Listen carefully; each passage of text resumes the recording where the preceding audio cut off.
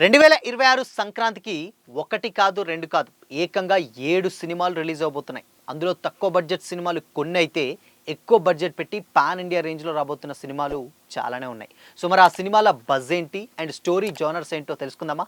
అయితే ఈలోపు మీరు ఛానల్‌ని సబ్స్క్రైబ్ చేయండి.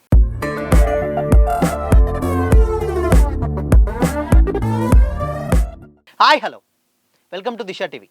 ఎస్, 2026 సంక్రాంతి అంటే బేసిక్గా సంక్రాంతి అంటేనే సినిమాల పండుగ అని కూడా అంటాం.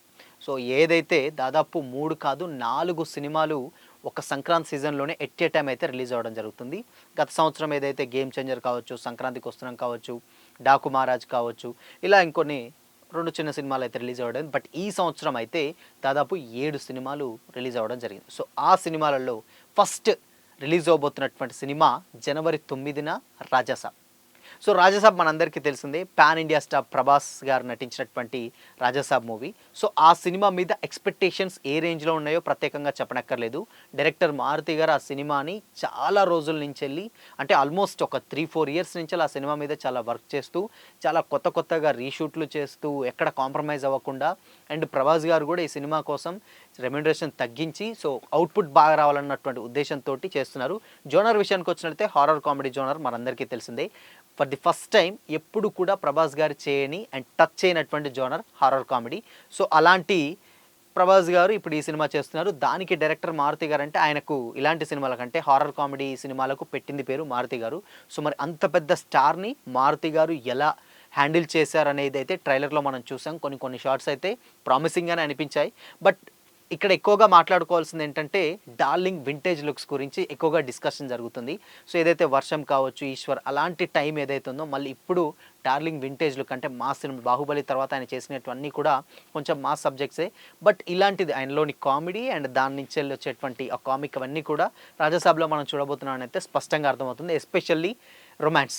సో డార్లింగ్ రొమాన్స్ కూడా మిస్ అయ్యి చాలా రోజులు అయింది కదా. సో దీంట్లో 3 హీరోయిన్లు అయితే ఉన్నారు. సో వాళ్ళతోటి ఎలా ఉంటుంది ఏందని అయితే మనం సినిమా రిలీజ్ అయ్యేంత వరకు వెయిట్ చేయాల్సిందే. బట్ ఇది ఎక్కువగా డిస్కషన్ మాత్రం ఫ్యామిలీ ఆడియన్స్ ఎక్కువగా ఉండడానికి, వెళ్ళడానికి ఆ సినిమాకి ఎక్కువగా స్కోప్ అయితే డెఫినెట్గా ఉంటుంది. సో ఇకపోతే అదే రోజు డెఫినెట్గా జనవరి 9నే మరో భారీ పాన్ ఇండియా మూవీ అయితే రాబోతుంది. సో పాన్ ఇండియా అనుకోవచ్చు, అదర్ లాంగ్వేజ్ అనుకోవచ్చు. అదే జననాయగన్. తమిళ్ స్టార్ హీరో విజయ్ గారు యాక్ట్ చేసినటువంటి జననాయగన్ ఆ సినిమా రాబోతుందన్నమాట. సో కాబట్టి జనవరి 9న కొంచెం థియేటర్ ఇష్యూస్ కూడా ఉన్నాయి. సో ఎట్ ఏ టైం 2 సినిమాలకు. ఆ సినిమాకు డైరెక్టర్ ఎవరు అంటే హెచ్ వినోద్ గారు. ఏదైతే ఆయన తెగింపు అండ్ దాని తర్వాత వలిమై ఇలాంటి సినిమాలు ఏదైతే చేశారో అజిత్ గారితోటి, ఆ సినిమాకు డైరెక్ట్ చేసినటువంటి ఈయనే ఇప్పుడు జననాయకన్ కూడా డైరెక్ట్ చేస్తున్నారు. ఇది డెఫినెట్గా భగవంత్ కేసరి రీమేక్ అని కూడా చాలామంది సోషల్ మీడియాలో కామెంట్స్ వస్తూనే ఉన్నాయి. మనందరికీ తెలుసు ఎందుకు అనంటే, ఆల్రెడీ శ్రీలీల క్యారెక్టర్లో మమితా బైజు చేస్తుంది, బాలకృష్ణ గారి క్యారెక్టర్లో విజయ్ గారు చేస్తున్నారని కొన్ని షార్ట్స్ ట్రైలర్ అయితే లేటెస్ట్గా రిలీజ్ అయింది. ఆ ట్రైలర్ చూస్తే డెఫినెట్గా అర్థమవుతుంది. బట్ దీంట్లో మేజర్ ప్లస్ ఏంటంటే ఓన్లీ ఒక్క జోనరే కాకుండా ఇక్కడ ప్లస్ ఏంటంటే పొలిటికల్ డ్రామాని అటాచ్ చేస్తారు. అది విజయ్ గారి కెరీర్కి, పొలిటికల్ కెరీర్కి చాలా బాగా ప్లస్ అవుతుందని అయితే స్పష్టంగా అర్థమవుతుందన్నమాట. సో ఇక చూడాలి, ఆ సినిమా రీమేకే కాబట్టి బట్ ఎక్కువ ఎక్స్పెక్టేషన్స్ ఉండకపోవచ్చు. బట్ విజయ్ గారు కాబట్టి కొంచెం ఏదో ఒక మ్యాజిక్ ఉంటుంది, పొలిటికల్గా ఒక మెసేజ్ ఓరియంటెడ్ ఉంటుంది కాబట్టి దానికి కూడా ఒక మంచి జోనర్ ఉంది. ఫ్యామిలీ ఆడియన్స్ కూడా వెళ్ళొచ్చు అనమాట. ఇకపోతే థర్డ్ మూవీ వచ్చేసరికి పరాశక్తి. సో పరాశక్తి మూవీ జనవరి 10న రిలీజ్ అవ్వడం జరుగుతుంది అనమాట. అటు తెలుగు ఇటు తమిళ్ 2 లాంగ్వేజ్లో. ఈ సినిమాని డైరెక్ట్ చేసింది సుధా కొంగర గారు. ఏదైతే ఆమె ఆకాశం నీ హద్దురా సూర్య గారిది అండ్ దాని తర్వాత వెంకటేష్ గారిది గురు సినిమాలు ఏవైతున్నాయో ఆ సినిమాని డైరెక్ట్ చేసినటువంటి డైరెక్టరే సుధా కొంగర గారు. సో ఈ సినిమా కంప్లీట్గా ఎలా ఉండబోతుందంటే, ఇది ఫ్యామిలీ ఆడియన్స్ సబ్జెక్టే, బట్ కాకపోతే సూపర్ పవర్ అండ్ దాని తర్వాత మనం ఆల్రెడీ సూపర్ మ్యాన్ లాంటి ఇలాంటి జోనర్ చూసాం కదా. దీంట్లో ఉన్నటువంటి మనుషులు ఉన్నట్టు ఆ క్యారెక్టర్స్కి ఎలా పవర్స్ ఏంటి అనేది అయితే జోనర్ అని అయితే అర్థమవుతుంది. దీంట్లో జయం రవి గారు యాక్ట్ చేస్తున్నారు, అథర్వ మురళి గారు. సో ఇలా ఒక మంచి కాస్టింగే ఉంది. ఈవెన్ విజయ్ గారి సినిమాలో కంటే కూడా దీంట్లో 2 హీరోస్ అయితే, యంగ్ హీరోస్ అయితే ఉన్నారు. సో చూడాలి దీన్ని ఎలా బ్యాలెన్స్ చేస్తుంది ఆవిడ. అండ్ జోనర్ కూడా డెఫినెట్గా ఆల్మోస్ట్ ఫ్యామిలీ జోనరే కాబట్టి, ఇంకోటి హీరోయిన్ కూడా శ్రీలీల కాబట్టి డెఫినెట్గా కొంచెం ఫ్యామిలీ ఆడియన్స్ చూసే విధంగానే ఉంటుందన్నమాట ఈ సినిమా. ఇకపోతే fourth the most awaited movie Manashankar Varaprasad గారు. సో ఈ సినిమా మనకు తెలుసు ఎంఎస్జి, దీనికి డైరెక్టర్ అనిల్ రావిపూడి గారు. సో ఈ సినిమాలో డెఫినెట్గా ఏమి ఉంది అనుకుంటే ఏం లేదో అడుగురి అని కూడా ఆయన కొన్ని ఈవెంట్స్లో చెప్పడం జరిగిందనమాట. ఎందుకు అంటే ఈ సినిమాలో చిరంజీవి గారిని వింటేజ్ లుక్లో చూపించడానికి, అంటే మీరు ఒక టైం మిషన్లో బ్యాక్ వెళ్ళి అక్కడ ఆయన ఎలా ఉన్నారో అలా చూపించడానికి ఈ సినిమా నేను తీశాను అన్నారు. బట్ లేటెస్ట్గా రిలీజ్ చేసినటువంటి ట్రైలర్ కూడా అలానే అనిపించింది. డెఫినెట్గా చూస్తున్నంతసేపు మంచి ఎంటర్టైనింగ్గా ఫ్యామిలీ ఆడియన్స్ని డెఫినెట్గా కనెక్ట్ అయ్యేలానే ఉంది. ఇంకో సినిమాలో మేజర్ ప్లస్ ఏంటంటే విక్టరీ వెంకటేష్ గారి క్యామియో. సో క్యామియో అనడం కంటే ఆయనదో క్యారెక్టర్ అని కూడా అనొచ్చు, అంటే ఇంపార్టెంట్ క్యారెక్టర్ ప్లే చేస్తున్నారని కూడా అనొచ్చు. సో బెస్ట్ ఆయన పర్ఫార్మెన్స్ ఏంటంటే కామెడీ మనకు తెలిసిందే. బట్ వీళ్ళిద్దరూ కలిసి 40 ఇయర్స్లో ఎప్పుడు కూడా కలిసి స్క్రీన్ షేర్ చేసుకున్నది లేదు. సో కాబట్టి ఫర్ ది ఫస్ట్ టైం వీళ్ళిద్దరు కలిసి యాక్ట్ చేస్తున్నారు కాబట్టి ఇప్పుడు సంక్రాంతి సినిమాలన్నింటిలో కొంచెం బజ్ ఎక్కువగా అండ్ ప్రమోషన్ ఎక్కువగా వినపడుతున్నటువంటి పేరు ఎంఎస్జి మనశంకర వరప్రసాద్ గారు. కంప్లీట్గా అటు నయనతార గారు, వెంకటేష్ గారు, ఇక్కడ చిరంజీవి గారు, ఇక చాలామంది ఆర్టిస్టులు అయితే చాలామంది ఉన్నారు, గౌతమ్ అభినవ్ గౌతమ్ గారు, ఇలా చాలా మంది అయితే ఉన్నారు. సో కాబట్టి దీన్ని అనిల్ రావిపూడి గారి మార్క్ కామెడీ అనమాట. సో ఇక్కడ ఇద్దరు, ఒక బాస్ని ఇటు విక్టరీని, ఇద్దరిని ఎలా బ్యాలెన్స్ చేశాడు, స్క్రీన్ మీద ఎలా ప్రజెంట్ చేశారనేది ఇక్కడ ఒక పెద్ద సర్ప్రైజ్. బట్ డెఫినెట్గా ఆడియన్స్కి మాత్రం ప్రామిసింగ్గానే ఉంటుంది.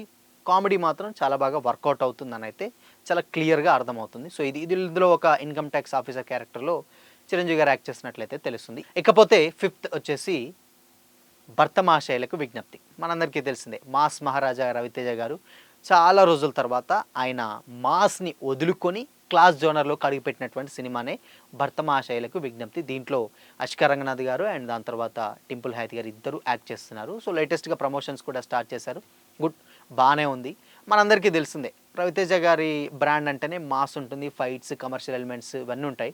బట్ లేటెస్ట్గా వచ్చేటువంటి గతంలో రిలీజ్ అయినటువంటి సినిమాలు ఏవి కూడా అనుకున్నటువంటి సక్సెస్ అయితే కాలేదు. మాస్ జాతర వచ్చింది గతంలో, అది కూడా పెద్దగా వర్కౌట్ అవ్వలేదు. బట్ జోనర్ అన్ని వదిలి క్లాస్లోకి అడుగు పెట్టారు. అక్కడ డైరెక్టర్ కిషోర్ తిరుమల గారు. సో కిషోర్ తిరుమల గారికి బాగానే ఉంటుంది, ఆయన డైరెక్షన్ కూడా డెఫినెట్గా ఇన్కేస్ నేను శైలజ చూడొచ్చు, ఆడవాళ్ళు మీకు జోహర్లు, బట్ యూనిక్గా ఉంటుంది.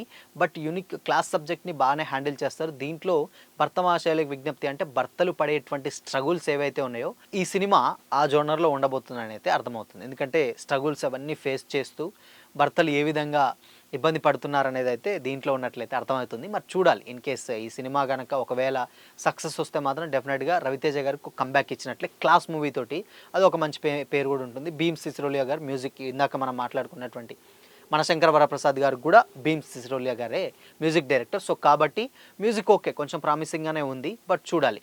ఇకపోతే 6th వచ్చేసి మూవీ నారి నారి నడుమ మురారి. సో ఈ మూవీని డైరెక్ట్ చేసింది రామ్ అబ్బరాజు గారు. సో రామ్ అబ్బరాజు గారు అంటే ఎవరు అని డౌట్ రావచ్చు. సామాజ వర్గమన అని శ్రీ విష్ణు గారితో ఒక సినిమా ఉంటుంది, చాలా మంచి సక్సెస్ అయినటువంటి మూవీ.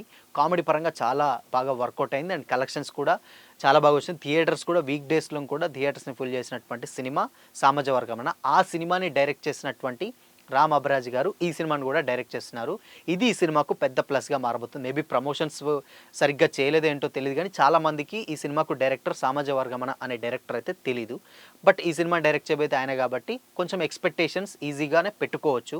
ఎందుకంటే బికాస్ ఆఫ్ అక్కడ సామాజ వర్గం అండ్ దీంట్లో శ్రీ విష్ణు గారు కూడా ఒక ఇంపార్టెంట్ క్యామియో ప్లే చేస్తున్నారు కాబట్టి కూడా సినిమా మీద ఎక్స్పెక్టేషన్స్ ఉంటాయి. కింగ్ ఆఫ్ ఎంటర్టైన్మెంట్ అని ఒక ట్యాగ్ వచ్చింది లేటెస్ట్గా. సో కాబట్టి అటు శర్వానంద్ గారు ఇటు శ్రీ విష్ణు గారు ఇద్దరు కూడా చాలా బాగా ఫ్యామిలీ ఆడియన్స్ ఎంగేజ్ చేసేటువంటి యాక్టర్స్ కాబట్టి సో డెఫినెట్గా దీంట్లో ఎంతో కొంత మ్యాటర్ ఉంటుంది అనడంలో ఎలాంటి డౌట్ లేదు. అది కూడా ఫ్యామిలీ ఆడియన్స్ని దృష్టిలో పెట్టుకొని వస్తున్నారు కాబట్టి మేబీ సక్సెస్ అయితే అవ్వచ్చు. బట్ ఉన్నటువంటి సినిమాలు అన్నింటిలో కూడా నారి నారి నడుమ మురారి ఈ ఒక్క సినిమానే కొంచెం ప్రమోషన్స్ తక్కువగా చేస్తున్నట్లయితే అర్థమవుతుంది. బట్ చూడాలిగా, ఇన్ కేస్ దీన్ని కొంచెం పుష్ చేసి, ఎందుకంటే 14th వరకు ఉంది కాబట్టి మేబీ కొంచెం ప్రమోషన్ గట్టిగా స్టార్ట్ చేస్తారేమో చూడాలి.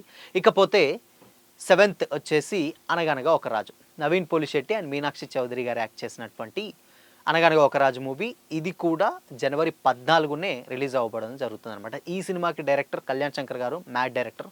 బట్ ఆయన అనుకోని రీజన్స్ వల్ల తప్పుకున్నారు, డిలే కావచ్చు, ఇంకేదైనా కావచ్చు. బట్ స్టోరీ ఈ సినిమా కూడా ఖచ్చితంగా ఫ్యామిలీ ఎంటర్టైన్మెంటే. సో కాబట్టి నవీన్ పోలిశెట్టి గారిది ఆ టైటిల్ చూస్తే అర్థమవుతుంది. లేటెస్ట్గా స్టార్ట్ చేసినటువంటి ప్రమోషనల్ ఈవెంట్లో కూడా రాజుగాడి పెళ్లి రిసెప్షన్ అని కూడా ఒక ఈవెంట్ చేశారు.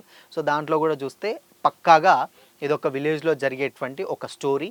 దీన్ని ఫ్యామిలీ ఆడియన్స్కి ఎక్కువగా ఇష్టపడతారు కాబట్టి సో ఇప్పుడు వచ్చేటువంటి సినిమాలన్నీ కూడా అన్ని ఫ్యామిలీ ఆడియన్స్ని దృష్టి పెట్టుకొని వచ్చినటువంటి సినిమాలే ఇవన్నీ కూడా. ఇప్పుడు రాజసాబ్ కాంచల్ మొదలు పెడితే ఇక్కడ అనగనగా ఒక రాజు వరకు వచ్చేటువంటి 7 సినిమాలు కూడా కంప్లీట్గా హారర్ జోనర్స్ ఏవీ లేవు, అన్ని ఫ్యామిలీ అండ్ దాని తర్వాత యాక్షన్ లేవు, కమర్షియల్ ఎలిమెంట్స్ ఉన్నటువంటి ఫ్యామిలీ ఆడియన్స్ని ఎంటర్టైన్ చేసేటువంటి సినిమాలే కాబట్టి థియేటర్స్ డెఫినెట్గా చాలా సినిమాలకు దొరక్కపోవచ్చు. అండ్ సినిమా బాగున్నా కానీ సో ఈ ఉన్నటువంటి కాంపిటీషన్లో కొంచెం ఏదైనా సినిమా ఇబ్బంది పడితే అది కూడా కొన్ని మేబీ అటు నారి నారి నడుమ మురారి అనగనగా ఒక రాజు పరాశక్తి లాంటి చిన్న సినిమాలు ఇబ్బంది పడతాయి. మిగతా ఈ పెద్ద సినిమాలు బజ్ ఉంది, ఆటోమేటిక్గా కొంచెం పాజిటివ్ టాక్ ఉంటే వెళ్ళిపోతుంది అనడంలో ఎలాంటి డౌట్ అయితే లేదు. సో ఇది మొత్తంగా సంక్రాంతికి వచ్చేటువంటి సినిమాలు ఆల్మోస్ట్ 7 సినిమాల డైరెక్టర్లు ట్రాక్ రికార్డ్ మంచిగానే ఉంది. అండ్ దాని తర్వాత వాళ్ళ హీరోలు వచ్చేటువంటి పర్ఫార్మెన్స్ కూడా గుడ్. అందరికీ తెలిసిందే ఆ పర్ఫార్మెన్స్, వాళ్ళు చేసేటువంటి క్యారెక్టర్స్ అవన్నీ కూడా. సో ఇవి ఆడియన్స్ని ఎంతవరకు ఎంటర్టైన్ చేస్తాయి అనేది రిలీజ్ వరకు అయితే మనం వెయిట్ చేయాల్సిందే. సో మరి ఈ 7 సినిమాలలో మీరు ఏ సినిమా కోసం ఈగర్గా వెయిట్ చేస్తున్నారు? మీ ఒపీనియన్ని కామెంట్ చేసి చెప్పండి. అలాగే ఇలాంటి మరిన్ని అప్డేట్స్ కోసం ఛానల్ని లైక్ చేయండి, షేర్ చేయండి, కామెంట్ చేయండి.